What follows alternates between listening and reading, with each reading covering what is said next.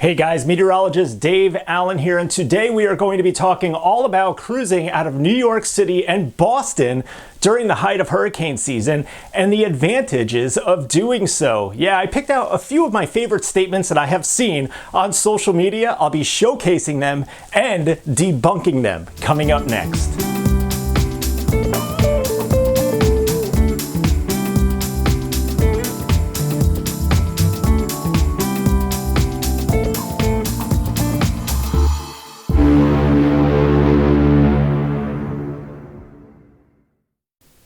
Hey, that weather guy, meteorologist Dave Allen here. Today we are going to be talking all about cruising out of New York City and Boston in the height of hurricane season, and we're going to be debunking a few statements that I have seen over the years regarding that. So here we go. This is my first one and my favorite.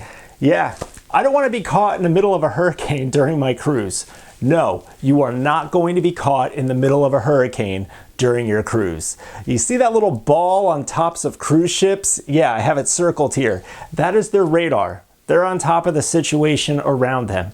In addition to that, they're in communication with the National Hurricane Center and other meteorologists on land to ensure your safety, which is top priority, and to ensure that you're going to have a great vacation.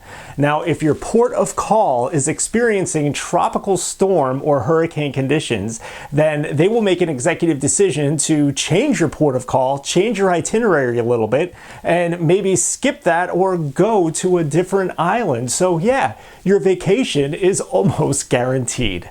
Now, if we really want to get down into the nitty-gritty of it, let's dissect a hurricane. This is basic information here. Yeah, here is your average major hurricane spinning here, and in the center is what's known as the eye. Sometimes it's clear, sometimes it has a little cloud cover in it. This one does have some clouds, and it's very, very calm.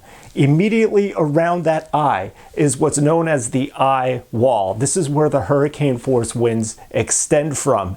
And according to the Saffir-Simpson scale, hurricane force winds are 74 miles per hour or greater. Now, outside of that ring, we have tropical storm force winds now, which are 39 miles per hour to 73 miles per hour. Your cruise ship and your cruise line, whichever you cruise, whoever you choose to cruise from, they're not going to even touch this, go near it, because even outside of the tropical storm force winds, you're still dealing with high winds, you're still dealing with a lot of rain, and yes, rough seas. Yeah, forget it. So you are not going to be caught in the middle of a hurricane on your cruise.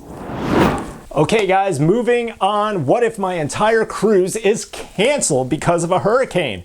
Well, 9 times out of 10, cruising out of New York City or Boston, your cruise is not going to be canceled. There was only one instance I can recall in my memory of cruises being canceled because of a hurricane, and that was Sandy. And we are going to be talking about that in just a second. But let's talk about where these hurricanes traditionally form. Down in the open waters of the Atlantic, they move from east to west towards the United States, and they can move into the Caribbean, they can move across Florida into the Gulf of Mexico, or they can curve up the coast. And when they do the latter, they're actually picking up forward speed. Once they get to a certain latitude, they're getting caught in those westerlies, and it's like a slingshot. These storms are moving at perhaps 20 or 30 miles per hour forward speed.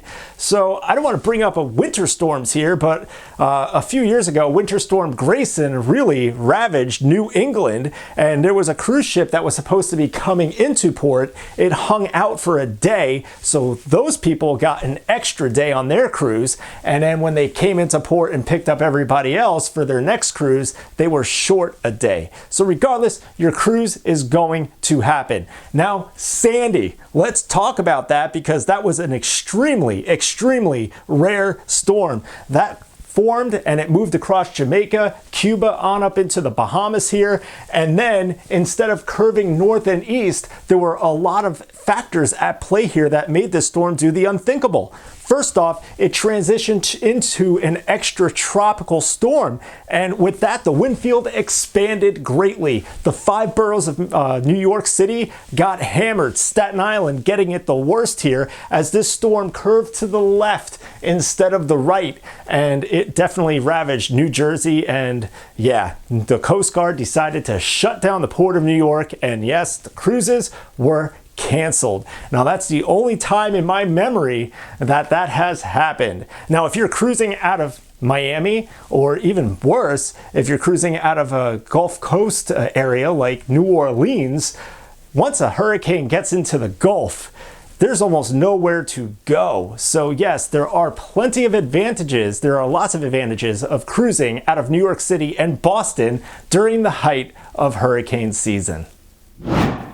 Okay guys, last but not least, it is better to book an all-inclusive vacation somewhere in the tropics than go on a cruise during the height of hurricane season. Now that is a gamble, and it's a gamble not worth taking, and here's why. The longer you stay in a single spot in the tropics, the greater the chance of you being impacted directly or indirectly by a hurricane or a tropical storm.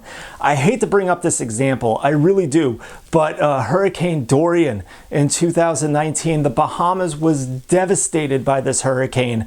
I know Joaquin in 2015 hit areas further east in the Bahama region that were less popular vacation destinations, but Hurricane Dorian, it hit the heart of the Bahamas. This storm traveled the entire length of Grand Bahama Island as a major hurricane.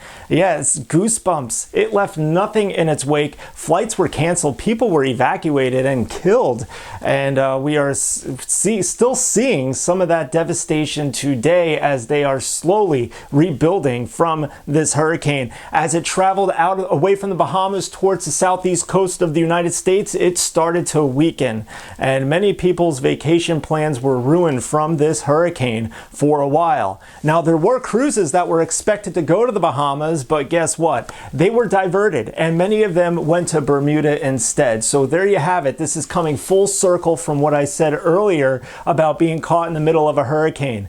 The cruise line has your safety in mind, as well as trying to get you the best cruise as possible. So you have to keep an open mind, knowing that your itinerary can change to ensure that you have a good vacation. And I say it all the time in every single YouTube forecast that I do. Only 25% of your cruise is about the destination. The other 75%, it's about the cruise line itself. It's the amazing entertainment, the staff, the food, the fun you are going to have, and all of the friends you are going to make. So with that said, I hope you guys have fun on a future cruise that you decide to plan, or one that you are going on in the near future. So there you have it, guys. Have a great day.